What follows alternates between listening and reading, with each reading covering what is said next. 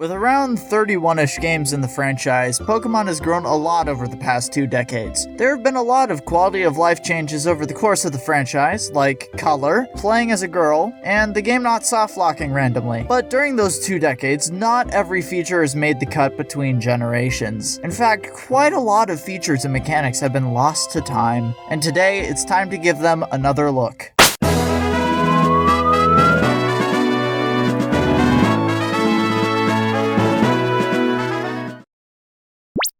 First up is the Dexnav. This little guy exists only in Omega Ruby and Alpha Sapphire, which is a real shame. The added functionality of searching for a specific Pokemon is surprisingly non-existent almost anywhere else in the franchise. Like, you're telling me that this highly useful technology with a direct application for research was adopted by one guy on the whole Earth. Maybe the software is proprietary and can't run on Rotom's OS, I don't know. I bet this Pokedex doesn't have a headphone jack either. Anyway, the Dexnav has more utility than just searching for a Pokemon. It shows you where each Pokemon can be caught and whether or not you've caught all the Pokemon in any given area. That is super useful to fill your Pokedex as you progress through the game, and it's a shame that they didn't carry this feature through Gen 7. Plus, if you get enough encounters, you start getting perfect IVs and egg moves, and anything to make competitive simpler is a welcome change. I've already got 200 Ralts, I don't need any more, and I will reduce their numbers in any way possible. But sadly, Hoenn is the only region with these luxuries. Keeping with the quality of life theme,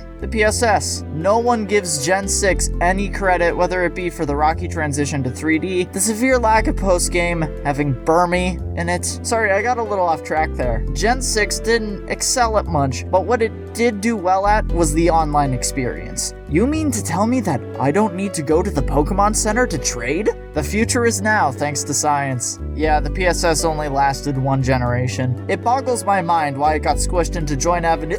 I mean, the Festival Plaza. Sorry, a little Gen 5 stuck in my throat there. Like, Quick Link is okay, but... Anyway, sorry, I'm a little all over the place today, as are all the passerby you can interact with. I absolutely love this feature. You can see if it's someone's birthday and wish them a happy birthday, and it's so wholesome and I love it, and I'm going to stop saying "and" now. The customizability of each profile was wonderful as well. It really embodies the trainer customization system. I never felt like I saw the same trainer twice, which gave a great sense of community. To me, it was the pinnacle of the Pokemon Online experience, and it's a shame to see it go. Another great feature was seasons. Apparently Unova is the only region with a changing climate. I mean, look, one day it's this, and the next day it's like...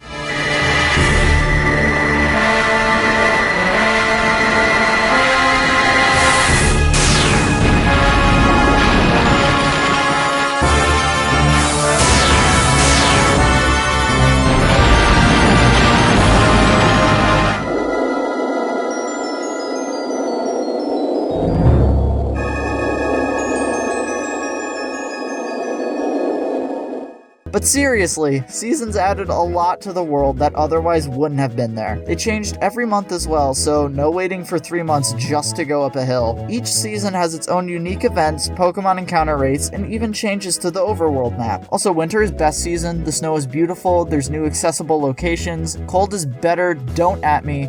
Please at me, I'm lonely. I will admit winter isn't perfect. You can't battle Cynthia. Now that I think about it, Cynthia spends a lot of time at her summer home. Imagine going on your whole journey, taking down a threat to the universe, besting all the best trainers in the region, clawing through every trial just to see, sorry, gone on vacation. If Game Freak makes a Diamond Pearl Platinum remake, I hope Cynthia mentions going on vacation after you beat her. Ugh, wow, I really got off topic. Anyway, what really irks me about the removal of seasons is that poor Deerling and Sawsbuck just have one default look now. I love Winter Sawsbuck so much, and it's infinitely harder to get one. I get why seasons were removed, since you have to make 4 versions of every overworld asset, but it still makes me sad. Here's a recently removed one, Mega Evolution. I told you Gen 6 had more cool stuff than people give it credit for. In my opinion, there are 2 types of Megas, fan service and the dumb ones. And when I say dumb, I don't mean bad, I mean silly dumb. Megas like Mega Steelix, and Glalie, and Slowbro. Slowbro.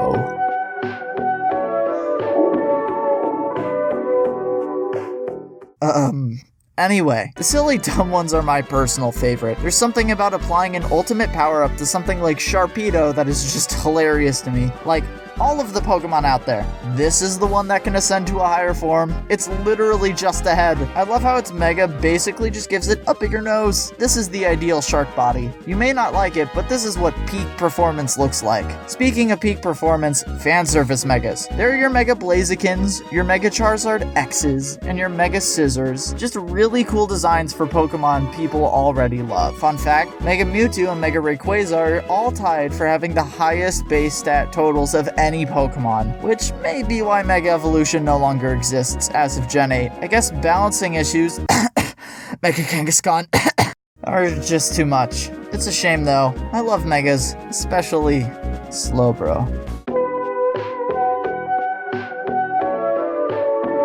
Blech. Sorry, you got distracted there for a second. Maybe we should move on. Let's see. Looks like the next removed feature is the National Dude, honestly, I don't understand why they removed them. It's just like, there's only hundreds on it.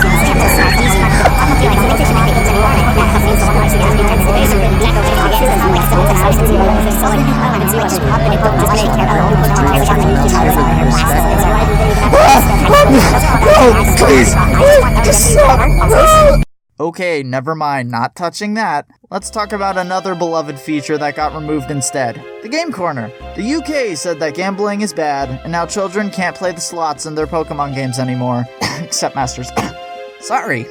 Something's in my throat today. Anyway, the Game Corner very likely would have stayed a series staple if rating laws hadn't changed. Now the most we get is the Lodo ID and Voltorb Flip. No! Sometimes you don't want to be responsible for your losses. Sometimes you just want to press a button and see what happens. What was fun about the Game Corner was its rare Pokemon that you could get as prizes. I'm just wondering why a 10-year-old is able to just walk in and gamble. Are there not gambling laws in the Pokemon universe? Now that I think about it, are there laws in the Pokemon universe? I mean, there's police officers in Unova, and now that I think about it, Unova was the first game that didn't include the Game Corner. Is Unova the only region with an actual government? Well, no, but if Pokemon lore follows real world, then that makes Alola part of Unova technically, which means that Pokemon America is the only one with a functioning government. I wonder if Unova's president is a young goose. Anyway, Game Corner. I'll be honest, I used to stay up for hours past my bedtime playing the slots over and over and over, trying to get as many coins as possible. I didn't even need them for anything, I just liked the game. Maybe it's a good thing that they cut it, actually. Oh well.